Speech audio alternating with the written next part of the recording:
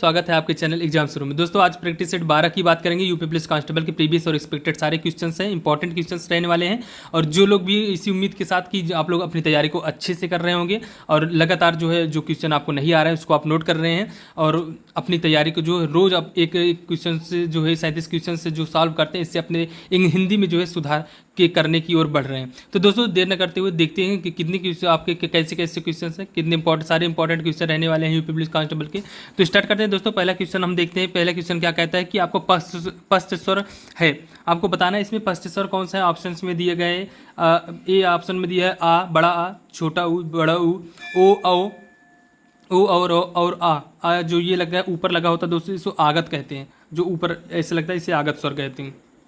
B है आ में, B है आ, और सी है ई ए और डी है आ ई ऊ री। तो कौन सी इसमें पस्त स्वर होगा। तो दोस्तों पस्त स्वर का क्या होता है पहले आपको इसको जानेंगे। तो दोस्तों जीभ के आधार से जो है 3 स्वर होते हैं, अग्रस्वर, मध्य स्वर और पश्च स्वर। अग्रस्वर में क्या होता है दोस्तों, इसमें अग्रस्वर में होता है ई ए, मध्य स्वर में होता है बड़ा छोटा आ, और जो आपका पश्च स्वर होता है दोस्तों, पश्च स्वर में क्या होगा, option number A right answer होगा इसमें। बड़ा आ, छोटा ऊ, बड़ा ऊ, ओ और आ जो आगत वाला है, तो ये होगा आपका पश्च स्वर। तो ऑप्शन नंबर ए इसमें राइट आंसर होगा दोस्तों। क्वेश्चन नंबर 2 की बात करते हैं कि निम्न में से कौन सा व्यंजन पार्श्विक व्यंजन है, आपको बताना है इसमें।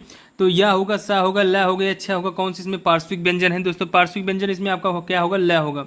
ल आपका पार्श्विक होता है, और जो अगर रा पूछे तो रा क्या होता है आपका लुंठित या प्रकंपित होता है। तो इसको भी आप याद करेंगे दोस्तों। क्वेश्चन नंबर 3 की बात करते हैं। क्वेश्चन नंबर 3 आपको बताया गया है कि क्वेश्चन नंबर 3 में कि संज्ञा की अगर हम द्विरुक्ति हो तो उनके बीच कौन सा चिन्ह रहता है। अगर संज्ञा की द्विरुक्ति करते हैं तो उनके बीच कौन सा चिन्ह रहता है। अवतरण का रहता है, योजक होता है, या कोष्टक होता है, या निर्देशक होता है। दोस्तों संज्ञा की द्विरुक्ति मतलब 2 बार अगर संज्ञा के प्रयोग किया जाता है लगातार, तो उसमें जो है हम योजक चिन्ह की बात करते हैं। ऑप्शन नंबर 20 में राइट आंसर होगा, योजक चिन्ह का प्रयोग करते हैं। जैसे कि माता और पिता लिखते हैं ना, माता और पिता। तो माता और पिता अगर और न लगा हटा के, तो यहाँ पे हम जो है योजक चिन्ह का प्रयोग करते हैं, माता पिता लिखते हैं। तो योजक चिन्ह का प्रयोग होता है अगर हम 2 लगातार संज्ञा का प्रयोग करते हैं। नेक्स्ट नंबर क्वेश्चन नंबर 4 में कहा गया है दोस्तों, निम्न शब्द में प्रयुक्त सही उपसर्ग आपको चयन करना है। उत्कर्ण का आपका इसमें सही उपसर्ग क्या होगा, उत होगा, उद हो गया, उप हो गया, छोटा आ होगा। कौन सा होगा दोस्तों, उत के नीचे आप हलंत बनाइए और दा के नीचे भी आपके हलंत रहेगा। इसमें टाइपिंग एरर है, तो कौन सा इसमें अब उपसर्ग होगा इसमें बताना है। तो दोस्तों आप देखेंगे ऑप्शन नंबर ए जो है आपका राइट आंसर होगा, उत आपका जो है इसमें उपसर्ग हो, उत प्लस कर्ण। तो उत आपका उपसर्ग होगा, option number A right answer है दोस्तों। रिपोर्ट ताज की बात करें, रिपोर्ट ताज किस भाषा के शब्द हैं आप इसको बताना है। फ्रांसीसी हैं, अंग्रेजी हैं, पुर्तगाली हैं, जापानी है, किस भाषा के शब्द आपके हैं रिपोर्ट ताज आपको बताना है। तो रिपोर्ट ताज जो है शब्द आपके जो है ऑप्शन नंबर ए जो है दोस्तों आपका फ्रांसीसी। रिपोर्ट ताज जो है फ्रांसीसी शब्द आपके होने वाले हैं। नेक्स्ट क्वेश्चन तरफ बढ़ते हैं दोस्तों। क्वेश्चन नंबर 6 की बात करते हैं कि 2 भिन्न भाषाओं के मेल से बना शब्द क्या कहलाते हैं। जब 2 भिन्न अलग अलग भाषाओं से बना शब्द होता है तद्भव कहलाते हैं, देशज, विशेष या संकर कहते हैं। तो ऑप्शन नंबर क्या होगा दोस्तों, ऑप्शन नंबर डी आपका राइट आंसर होगा। संकर शब्द होता है जब 2 भाषाओं के मेल से होता है, जैसे कि रेल और गाड़ी। तो रेलगाड़ी दोस्तों, रेल और गाड़ी, रेलगाड़ी की बात करेंगे, पहला रेल जो है आपका इंग्लिश शब्द है, दूसरा गाड़ी जो है हिंदी शब्द है, दोनों मिलकर जो है रेलगाड़ी बनाते हैं। यही आपका संकर शब्द है जब 2 भाषाओं के मेल से बना शब्द को कहते हैं। क्वेश्चन नंबर 7 की बात करते हैं दोस्तों। जातिवाचक संज्ञा शब्द कौन से आपको बताना है। कामायनी, आम, रसीली या वकील। कौन सी इसमें जातिवाचक संज्ञा, जातिवाचक जो जाति के बोध कराएं जिसके जैसे और भी बहुत सारे हों, तो वो जातिवाचक संज्ञा होते हैं दोस्तों। ऑप्शन नंबर डी आपका राइट आंसर होगा, वकील आपका जातिवाचक संज्ञा होगा। नेक्स्ट क्वेश्चन तरफ बात करते हैं दोस्तों। क्वेश्चन नंबर 8 में क्या कहा गया है, मीठा की भाववाचक संज्ञा क्या होगी आपको बताना है। मीठा की भाववाचक संज्ञा क्या होगी, मिठाई, मीठी, मधुर या मिठास। आपका कौन सा भाववाचक संज्ञा इसमें होगा आपको बताना है। तो ऑप्शन नंबर डी देखेंगे दोस्तों, जो आपका भाववाचक संज्ञा है मिठास, आस जो आस प्रत्यय लग रहा है जो होता है जिसमें, तो मिठास आपका जो है राइट आंसर होगा। मिठास आपकी जो है भाववाचक संज्ञा होगी दोस्तों। नेक्स्ट क्वेश्चन तरफ बढ़ते हैं। क्वेश्चन नंबर 9 में क्या कहा गया है कि मैं काम से जा रहा हूँ, वाक्य में जो से है, से किस कारक को बताता है आपको बताना है। संप्रदान, करण, अपादान या अधिकरण। कौन सा कारक है से आपको जो बताता है। तो दोस्तों से जो बताता है आपका जो है करण कारक बताता है। से आपका करण कारक बताता है। से करण कारक में जो एक साधन को बताए, या के द्वारा भी कभी कभी इसके के द्वारा से या के द्वारा दोनों इसका प्रयोग करते हैं करण कारक के लिए। तो आपको याद करना है, संप्रदान का होता है के लिए, अपदान को होता है से। अपदान में भी से भी का प्रयोग होता है दोस्तों, लेकिन अपदान में से अलगाव की बात करते हैं। जैसे पेड़ से पत्ते गिरते हैं, पेड़ और पत्ते में अलगाव हो गए, जिसमें अलगाव हो तो उसे अपदान करते हैं। अधिकरण होता है, अधिकरण में किसी स्थान को बताया, जैसे कि अधिकरण जिसे होता है में और पर इसकी कारक विभक्ति होती है, तो आप इसको भी याद रखेंगे। नेक्स्ट क्वेश्चन तरफ बढ़ते हैं दोस्तों। क्वेश्चन नंबर 10 में कहा गया है कि ईमान का विशेषण क्या होगा? इज्जत, ईमानदार या ईमानदारी या ईमान, कौन सा होगा? इसमें आपको बताना है। ऑप्शन नंबर आपको देखेंगे, ईमान का विशेषण, विशेषण क्या होगा? इज्जत, ईमानदार, तो कौन सा होगा दोस्तों? आपका ऑप्शन नंबर बी, ईमानदार। अब विशेषण ईमान का ईमानदार कैसे होगा दोस्तों? ईमानदार, देखिए विशेषण क्या होता है? जो संज्ञा और सर्वनाम की विशेषता बताते हैं, ठीक है। और अगर ईमानदार ईमानदार का आगे हम व्यक्ति लगाते हैं, तो व्यक्ति संज्ञा लगाते हैं तो लग जाएगा, तो ये सही बैठता है। तो जिस ईमानदार जो है संज्ञा सर्वनाम के जिसकी विशेषता बताते हैं, विशेषण कहते हैं इसे, संज्ञा सर्वनाम की विशेषता बताएंगे, तो ईमानदार व्यक्ति। नेक्स्ट क्वेश्चन तक बढ़ते हैं दोस्तों। क्वेश्चन नंबर 11 में क्या कहा गया है? जो क्रिया अभी हो रही है उससे क्या कहते हैं? जो क्रिया अभी हो रही है उससे क्या कहते हैं? अभी हो रही है, खत्म नहीं हुई, चल रही है, उसको क्या कहते हैं? अपूर्ण वर्तमान, सामान्य वर्तमान, संदिग्ध वर्तमान या संदिग्ध भूत कहते हैं। किसको कहते हैं दोस्तों? जो अभी चल रही हो उसे अपूर्ण वर्तमान कहते हैं। जो अभी जैसे वह खाना खा रहा है, तो खाना खा रहा है तभी चल रहा है, खाना खा रहा है तो कंप्लीट नहीं हुआ, तो अपूर्ण वर्तमान इसको कहते हैं दोस्तों। क्वेश्चन नंबर 12 की बात करते हैं। वह पहुंचा ही होगा, वाक्य में क्रिया का कौन का काल होगा? भविष्य, हेतु, मध्य, वर्तमान या आपका आसन्न भूत। तो आपका कौन सा इसमें होगा दोस्तों? जो वह पहुंचा ही होगा, वह पहुंचा ही होगा, तो कौन हो जाएगा? ऑप्शन नंबर डी इसमें राइट आंसर होगा। कैसे? आसन्न भूत माने होता है दोस्तों जो आपको प्रेजेंट, जो प्रेजेंट के उदाहरण होते हैं वही आसन्न भूत को दर्शाते हैं। और आसन्न भूत होता है जो पहले चल रहा था और अभी अभी जो हाल ही में तुरंत जो है खत्म जो हुआ हो, अभी अभी खत्म हुआ हो, उससे आसन्न भूत कहते हैं। तो उसमें क्या है? वह पहुंचा ही होगा, मतलब अभी भी पहुंचा ही होगा कहने का तात्पर्य है, तो ये आसन्न भूत होता है।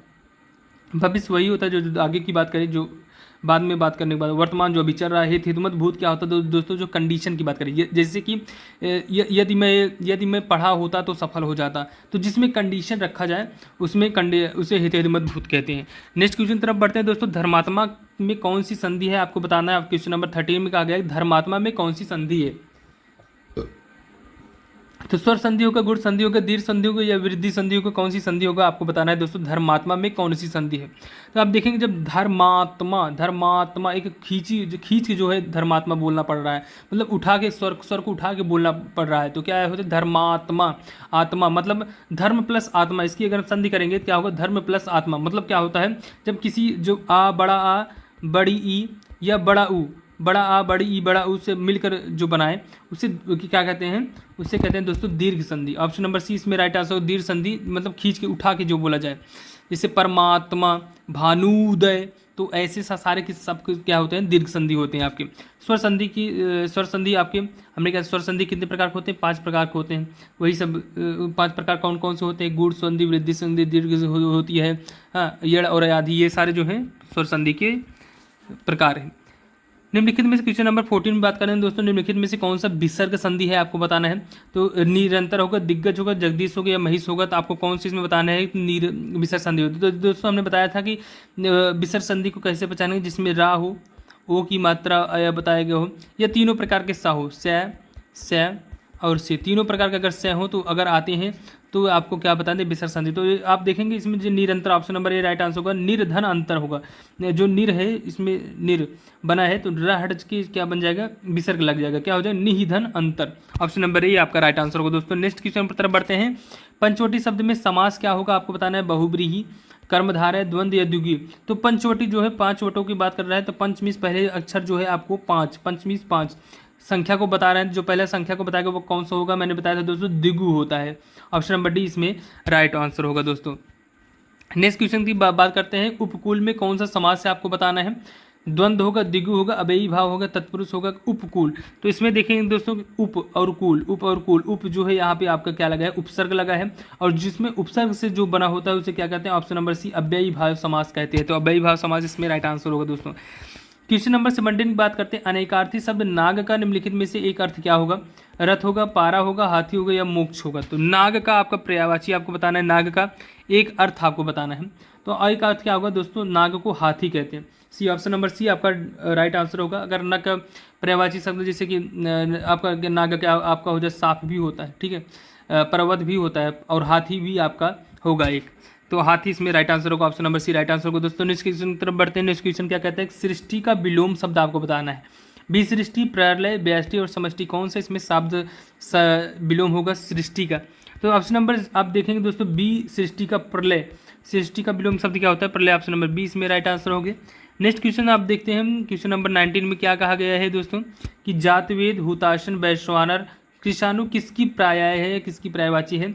ये जातवेद, हुताशन, वैश्वानर और कृषाणु आग का है, सुंदर का है, तुरंग का है या लहर का है, आपको बताना है किसकी पर्यायवाची हैं ये जातवेद, हुताशन, वैश्वानर। तो आग, option number A right answer होगा दोस्तों, आग की पर्यायवाची हैं ये सारे।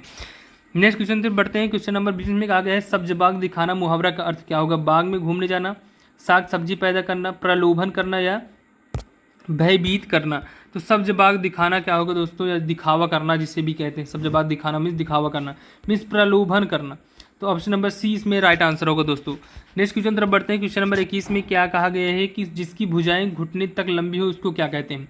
उसे अजान बाहु, अजानु बाहु, शम बाहु, विषम बाहु का क्या कहते हैं। ऑप्शन नंबर बी आपका राइट आंसर होगा, अजानु बाहु, अजान बाहु तो कहते हैं उसको। ऑप्शन नंबर बी आपका राइट आंसर होगा। जूते चाटना का अर्थ क्या होगा दोस्तों, इधर उधर घूमना, घूस देना, जूतों को चमकदार बनाना या खुशामद करना। तो जूते चाटना मतलब होता है option number D right answer होगा दोस्तों, खुशामद करना, जो जिसकी तल मतलब आग पीछे लगा हो उसकी चापलूसी करे उसी को कहते हैं। हुलास, क्वेश्चन नंबर 23 में कहा गया है हुलास शब्द का तत्सम रूप क्या होगा। हिलास होगा, हास्य होगा, हुल्लास होगा या बिलास होगा, कौन सा होगा जो हुलास शब्द का तत्सम रूप। दोस्तों हुलास का जो तत्सम रूप होता है वह हुल्लास होता है। क्या होता है, हुल्लास, हास्य का हंसी हो जाएगा। तो नेक्स्ट क्वेश्चन तरफ बढ़ते हैं दोस्तों। क्वेश्चन नंबर 24 में कहा गया है कि निम्नलिखित शब्दों में से वर्तनी की दृष्टि से कौन सा एक अशुद्ध है उसको बताना है। पुष्पांजलि होगा, निरापराध होगा, भास्कर होगा या उज्ज्वल होगा। देखो उज्ज्वल भी सही है दोस्तों, डबल ज आधा दोनों आधा होंगे, भास्कर भी सही है। निरपराध नहीं होता दोस्तों, अशुद्ध कौन सा है, निरपराध, ऑप्शन नंबर बी आपका गलत होगा। निरापराध नहीं होता, निरपराध होता है। क्या होता है, निर, रा पे आ की मात्रा नहीं होगी। नेक्स्ट क्वेश्चन तरफ बढ़ते हैं दोस्तों। क्वेश्चन नंबर 25 में कहा गया है कि हार और हार का सही युग्म क्या होगा, आपको बताना है। हार और हार, पराजय गले का एक आभूषण, पराजय या निष्ठा, दुर्बल या दंड, सफेद या सब पसीना, कौन सा इसमें आपका होगा। तो आपको इसमें हार और हार का अगर आपको सही युग्म बता देंगे तो ऑप्शन नंबर ए आपका राइट आंसर हो दोस्तों। एक हार मीन्स होता है, पहला मीन्स हार मीन्स होता है पराजय, दूसरा हार मीन्स होता है गले का एक आभूषण होता है। क्या होता है, गले का एक और सफेद और पसीना, श्वेत मीन्स सफेद होता है और श्वेत मीन्स होता है पसीना, ये भी आप याद रखेंगे। नेक्स्ट क्वेश्चन तरफ बढ़ते हैं दोस्तों। क्वेश्चन नंबर 26 में कहा गया है निम्नलिखित विकल्पों में से शुद्ध वाक्य का चयनित कीजिए। आपको शुद्ध वाक्य बताना है। वह उदंडनीय है, वह दंड भोगने के योग्य है, वह दंड योग्य है या वह दंड देने के योग्य है। तो आप क्या इसमें राइट आंसर होगा, आपको बताना है। देखिए दोस्तों वह दंड योग्य है, दंड योग आपका राइट आंसर होगा, क्योंकि दंड भोगना मीन्स होता है दंड योग्य मीन्स यूज होता है दंड भोगने के योग्य, और उदंडनीय होगा नहीं। वह दंड देने के योग्य है तो दंड योग्य मीन्स हो ही जाता है दंड देने के योग्य, तो वह दंड योग्य है। ऑप्शन नंबर सी इसमें उपयुक्त शब्द होंगे। नेक्स्ट क्वेश्चन बढ़ते हैं दोस्तों। क्वेश्चन नंबर 27 में कहा गया है कि बोली का लघुतम, बोली का सबसे लघुतम रूप क्या होता है। व्यक्ति बोली, उपबोली, सहायक बोली या वर्ड, क्या होगा। ऑप्शन नंबर डी आपका राइट आंसर होगा, वर्ड आपका सही होगा बोली का लघुतम रूप। नेक्स्ट क्वेश्चन की बात करते हैं दोस्तों। क्वेश्चन नंबर 28 में कहा गया है कि जिसकी पहले से कोई आशा ना हो के लिए एक शब्द कौन सा हो। जिसका पहले से कोई आशा ना हो, उसे अप्रत्याशित, आशातीत, आशाजनक या प्रत्याशित, क्या कौन सा होगा, अप्रत्याशित होता है दोस्तों, जिसके पहले से कोई आशा न हो। Option number A right answer होगा। नेक्स्ट क्वेश्चन बात करते हैं रजोगुण वाला, रजोगुण वाले को क्या कहते हैं, तामसिक कहते हैं, राजसिक, वाचिक या सात्विक, किसे कहते हैं जो रजोगुण वाला होता है उसे कहते हैं राजसिक। Option number B right answer होगा, राजसिक होता है रजोगुण वाला। नेक्स्ट क्वेश्चन तरफ बढ़ते हैं दोस्तों। क्वेश्चन नंबर 30 में कहा गया है कि देख रूप लोचन ललचाने, हर से जन निज निधि पहचाने, तो कौन सा इसमें हो जाएगा, आपको बताना है। देख रूप लोचन ललचाने, हर से जन निज निधि पहचाने, तो श्रृंगार होगा, करुण होगा, रौद्र होगा या अद्भुत रस होगा, कौन सा इसमें रस होगा आपको बताना है। तो देख रूप लोचन ललचाने, तो रूप को देख के ललचाने की बात कर रहा है, तो मतलब श्रृंगार की बात कर रहा है। ऑप्शन नंबर ए की बात कर रहा है, श्रृंगार रस होगा इसमें। क्वेश्चन नंबर 31 की बात करेंगे। स्थायी भाव की संख्या कितनी मानी गई है दोस्तों। स्थायी भाव की संख्या 8 है, 9 है, 10 है या 11 है। कितने हैं दोस्तों? स्थायी भाव की संख्या 9 माने गए हैं आपके, राइट आंसर हो गए 9। आगे भी हैं 10वां जो है वात्सल्य रस भी है, भक्ति रस भी एक और अलग जोड़े गए हैं, लेकिन 9 रस तो मूलतः रूप से स्थायी भाव की संख्या 9 ही रूप होंगी। क्वेश्चन नंबर 32 में कहा गया है कि पूत सपूत तो का धन संचय, पूत कपूत तो का धन संचय में कौन सा अलंकार है आपको बताना है। लाटा होगा, यमक होगा, अनुप्रास या श्लेष होगा, कौन सा होगा दोस्तों आपको बताना है। तो ऑप्शन नंबर ए आपका लाटा अनुप्रास होगा दोस्तों, जिसमें शब्दों की जो शब्द ही पूरा रिपीट हो जाए उसको लाटा अनुप्रास कहते हैं, लेकिन दोनों का अर्थ जो है अलग अलग हो, तो लाटा अनुप्रास होगा दोस्तों। नेक्स्ट क्वेश्चन में बात करते हैं। क्वेश्चन नंबर 33 में कहा गया है कि सर्वप्रथम छंद की चर्चा किस वेद में मिलती है। सामवेद, ऋग्वेद, अथर्ववेद या मात्रिक में किसमें छंद की चर्चा मिलती है, किस वेद में आपको बताना है। जो है ऋग्वेद में मिलती है। और छंद की ये छंद किसको किसने इसको मतलब छंद को जो है पिंगल ऋषि द्वारा जो है बताया गया है, तो किस वेद में है, ऋग्वेद में। नेक्स्ट क्वेश्चन की बात करते हैं कि दोहे और रोले को क्रम से मिलने वाले पे कौन सा छंद बनता है। हरिगीत के कुंडलीय, सवैया, भैरवी, कौन सा होता है दोहे और रोला से मिलकर कौन बनाते हैं।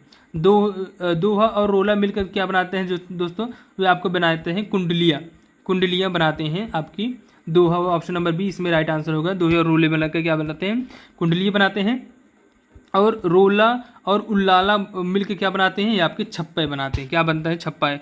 कुंडलियाँ और छप्पा में दोनों सब में 6 चरण होते हैं। और दूसरी इसको पहचानने के सबसे अच्छा तरीका क्या है, कुंडलियों को अगर आपको पहचाना है तो कुंडलियों में जिस शब्द से स्टार्ट होता है, जिस शब्द से पहला वर्ष अगर जिसका पहला अर्थ जैसे मान लीजिए मोर से स्टार्ट हुआ और लास्ट में जो ख़त्म मोर से ही होता है, तो वह आप पहचानेंगे तो उसको क्या कहते हैं, उसे वो कुंडलियों की पहचान कराता है। जो एकदम सेम पहले जो स्टार्टिंग में हो वही लास्ट में भी हो, उसे कुंडलिया कहलाते हैं। यही इसकी जो है पहचान है कुंडलिया के। नेक्स्ट क्वेश्चन तरफ बढ़ते हैं दोस्तों। क्वेश्चन नंबर 35 में प्रेम वाटिका किसकी रचना है आपको बताना है। प्रेमचंद की है, जयशंकर प्रसाद, मतीराम, रसखान, किसका है प्रेम वाटिका। तो दोस्तों प्रेम वाटिका आपका जो है option number D right answer होगा, रसखान का होगा। सुजान रसखान और प्रेम वाटिका सुजान सागर, ये सारे जो है रचनाएं हैं आपके प्रेम वाटिका रसखान जी के, इसको आप याद करिएगा। नेक्स्ट क्वेश्चन तरफ बात करते हैं दोस्तों। क्वेश्चन नंबर 36 चिंतामणि किस लेखक की कृति है आपको बताना है। बाबू गुलाब राव, हजारी प्रसाद द्विवेदी, रामचंद्र शुक्ल, सदल मिश्र, किसकी है। चिंतामणि त्रिपाठी चिंतामणि किस लेखक की कृति है। तो ऑप्शन नंबर सी रामचंद्र शुक्ल की कृति होगी चिंतामणि। दोस्तों आपको इसको याद करना है। नेक्स्ट क्वेश्चन नंबर लास्ट की बात करते हैं 37 में बिहारी किस धारा के कवि हैं उनको बताना है। रीति सिद्ध, रीति मुक्त, स्वच्छंद या रीतिबद्ध, कौन से कवि हैं दोस्तों। Option number A right answer होगा, रीति सिद्ध जो है आपके कवि हैं बिहारी जी, आपके रीति सिद्ध कवि हैं। तो दोस्तों इसी तरह का जो है 37 क्वेश्चन हमने सारे 37 क्वेश्चन जो है आपको अच्छी तरीके से आपको सॉल्व करा दिया है। और सारे क्वेश्चन जो इंपॉर्टेंट है प्रीवियस ईयर के इससे रिलेटेड जो पहले आए हुए पेपर है उन्हीं से ही उठाए गए पेपर हैं आपके यूपी पुलिस कांस्टेबल के और एसआई के, और जो प्रीवियस ईयर जो सेट है और आगे जो उम्मीद बन सकते हैं पेपर आने में, वो सारे क्वेश्चन जो है आपकी इसमें ऐड किए गए हैं। तो आई होप आपको अच्छा लगा होगा। और जो लोग भी चैनल में नए हैं उस चैनल को सब्सक्राइब कर दें, जिससे आने वाले जो प्रैक्टिस सेट हैं अभी जीएस वगैरह को सारा कुछ हम प्रैक्टिस सेट जो है यूपी पुलिस के टारगेट में लेकर जो है लाने वाले हैं। तो सारे आपके जो है लगातार आप बने रहेंगे चैनल में साथ जुड़े रहेंगे, तभी आपको वह सारे बेनिफिट्स आपको मिलेगी। इसीलिए आप चैनल को सब्सक्राइब करें। और जिसके लिए इंपॉर्टेंट है जो तैयारी करें उन भाइयों को भी ये वीडियो जरूर शेयर करें, जिनसे उनकी जो हिंदी पर जो कॉन्फिडेंस उनका है वो अच्छा हो पाए और उनकी हिंदी भी अच्छे से तैयार हो पाए। तो आज के लिए इतना ही दोस्तों। I hope everyone like it. So love you all, thank you.